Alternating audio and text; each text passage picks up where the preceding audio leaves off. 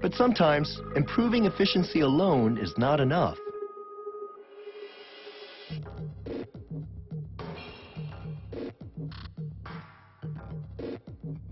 To survive, some industries have had to abandon everything they do and radically reinvent themselves. This is a scrapyard in Decatur, Alabama. 140,000 tons of rusting metal baking in the summer sun. Waylon Daniels' job is to keep it all organized. We have different types. Like this right here is shred. It's basically just shredded up automobiles. And we have plate and structural steel. It's like from bridges, ships, barges, buildings, rail cars that are out of service, they cut them up. This place might seem like a wasteland, but what you're actually looking at is the rebirth of America's most iconic industry, steel.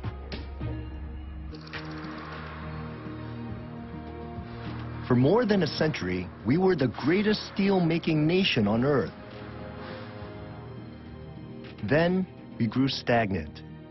Foreign competitors began producing steel that was better and cheaper. And in the 1980s, America's steel industry simply collapsed, costing over 300,000 jobs. But looking among the ruins, one tiny company saw an opportunity and seized it. The company is called Nucor. As America's steel giants fell, it pursued a maverick strategy, buying up scrap metal yards like this all across the country and focusing its entire business on recycling. So these mountains of junk are actually raw materials, and they're so important that this scrapyard was built right here to feed that steel mill. It was an enormous risk. Steel was traditionally made from iron ore, and scrap was a fringe ingredient.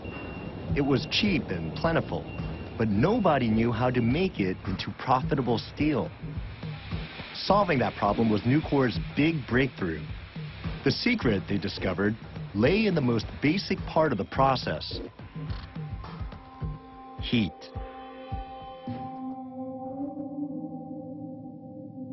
Right now you're looking at the furnace, electric arc furnace. Okay, so the scrap metal gets put over here and then you guys melt it down. Exactly. Dwayne Thomas supervises the melt team here. His job is to make sure that each load of scrap is heated to a precise set of specifications, which means he's constantly on the move between a tiny air-conditioned control room and the 3,000-degree furnace. Whoa, this place is hot! Oh, yes, it is. You ever get used to the heat? Well, some people do. I haven't yet. I just got used to being hot and sweaty all the time. This electric furnace is key to Nucor's innovative strategy. In a traditional steel mill, furnaces are powered by burning fuel and can take days to reach the right temperature. This furnace, which is heated by electrodes, can power up or down in a matter of hours, providing flexibility never before seen in this industry. Is that the electrode? That is the electrode. So basically there's a big electric current running through that thing. Right, but all around the electrode, it's insulated, so the electricity is directed into the steel. This furnace makes Nucor highly competitive. Unlike a traditional mill, they can make steel to order at a moment's notice, which means that the scrap that Dwayne's melting now won't sit idle for long. Before the day is over, it will be poured, rolled, cooled, and stacked for delivery to the customer. So what was rusting junk in the morning is ready to be transformed into a bus, tank, or refrigerator by evening. The process has been a game changer for the entire steel industry. It's made Nucor the most profitable steelmaker in the country and one of the largest recycling businesses in the world. Nationwide, they recycle 1 ton of scrap every 2 seconds. They're a triumph of American innovation. And they're not the only ones out there.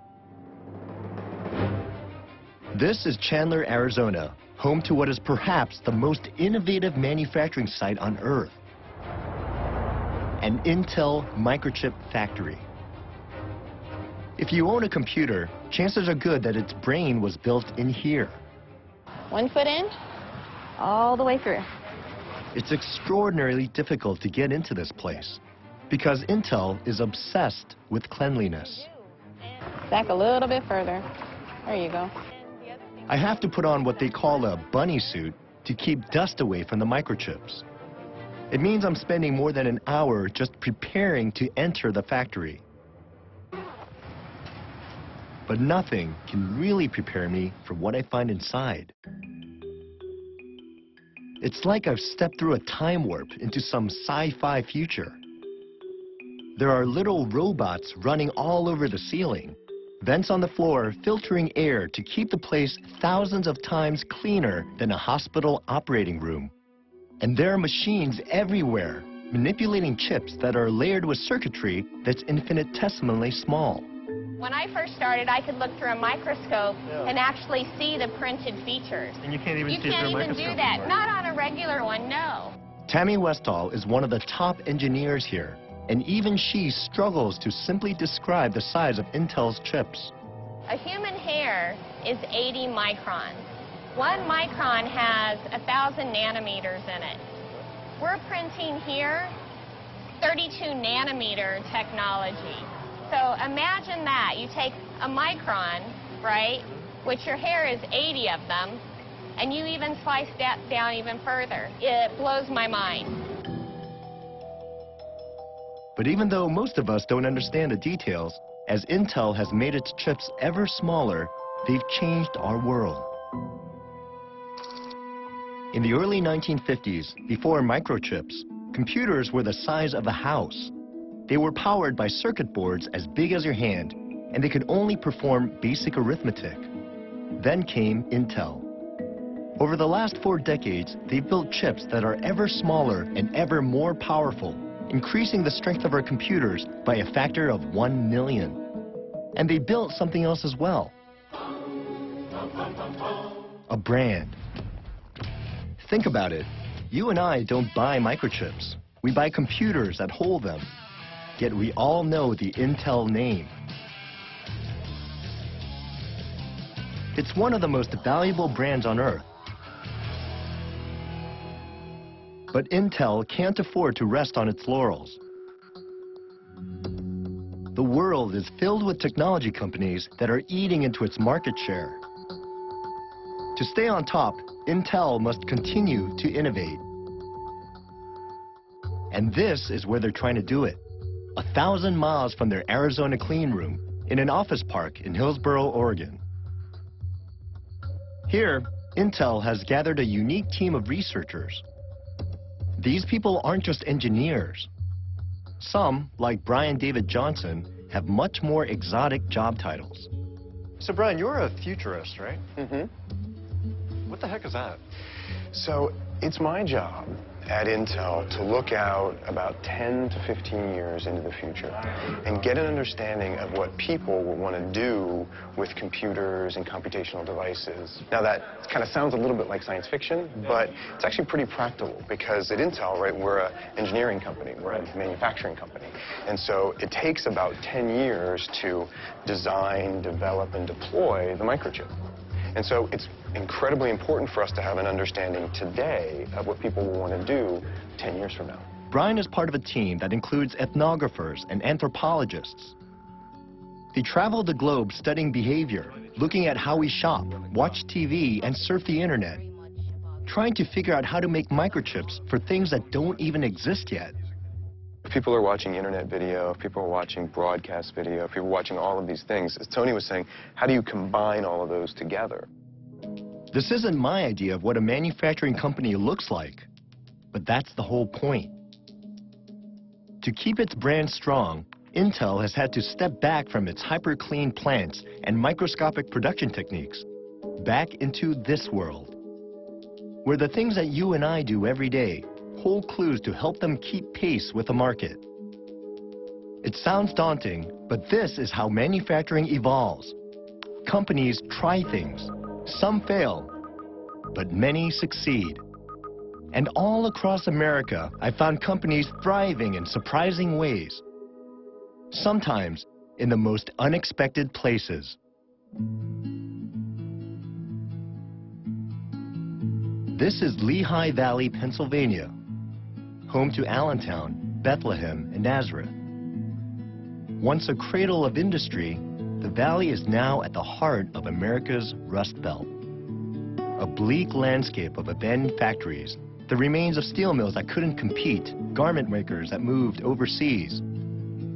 Yet hidden amidst all the decay is one company that's blossomed. This is Martin Guitars.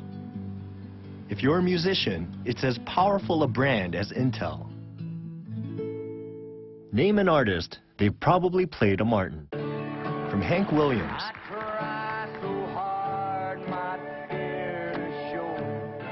to Elvis,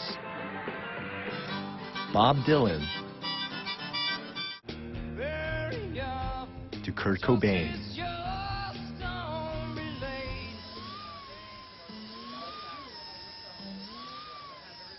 But while companies like Intel have built their brand by looking into the future, Martin has done it by staying true to its roots. No one knows this better than Willard Sylvius. He's been with the company for 46 years and performs its most delicate task, neck fitting. You're setting the playability of the instrument right there. Uh-huh. Have you ever thought about working at a different company? No, Why is that? Martin's is the best. It's the best. Martin's is the best. What makes it the best? You, right? No, it's just that it's tradition. Looking around, you'd never guess this company has struggled. But it has. 30 years ago, Martin almost went bankrupt trying to stay competitive by expanding and outsourcing. A disaster that still drives its relentless focus on tradition today. There's a famous saying in Martin, which is, stick to your knitting. That's all we do. We just stick to one thing we're good at. We know we're good at making acoustic guitars. That's one thing we know, what we think we're the best in the world. We think we're the best that's ever been at making acoustic guitars. So why would you do anything else? Fred Green is Martin's factory manager. He runs this place like a mother hen, treasuring the craftspeople that make the brand special.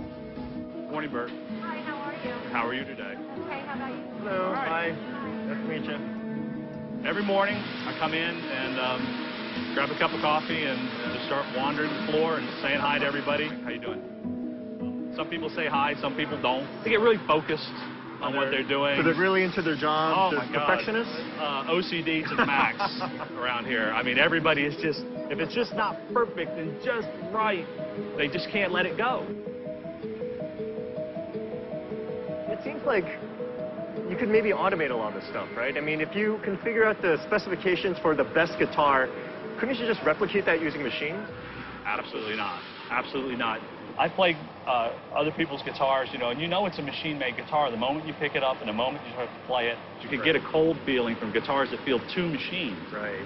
And guitars where somebody's sitting there and they're shaping that brace, and it's just a little bit different than the last one. You know, they're in the same spec, let's say, but it's just a little bit different. Fred may seem old-fashioned, but he's developed a clever business strategy. He knows that Martin can't rely solely on tradition. New instrument makers using new technologies are springing up all over the globe.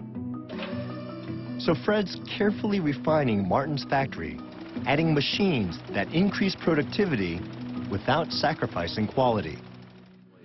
The jobs that were crucial to the way our guitars sound and the way they feel, we didn't want to change those things.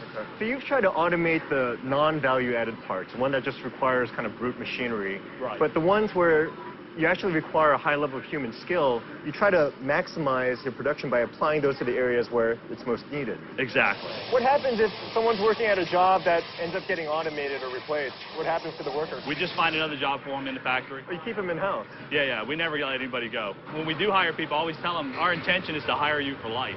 Really? And when you get here, you're not going to leave. The Hotel California, you check in, but you don't check out. Fred has increased Martin's productivity by 40% without dismissing a single worker. It's an inspiring story. And this place embodies the most basic thing I've learned about American manufacturing. It's thriving. We make a tremendous amount of stuff. And I'm not just talking about acoustic guitars or automobiles or microchips. We're making airplanes, farm equipment, pharmaceuticals, and more. Despite whatever you may have heard, America is actually the #1 manufacturing nation on Earth. Some of our most traditional industries are riding a remarkable wave of innovation, and new ones are springing up all the time, spurred by something that's changing everything about what we make. But to get a good look at it, you need to leave the floors of our factories and head to a remote place like this.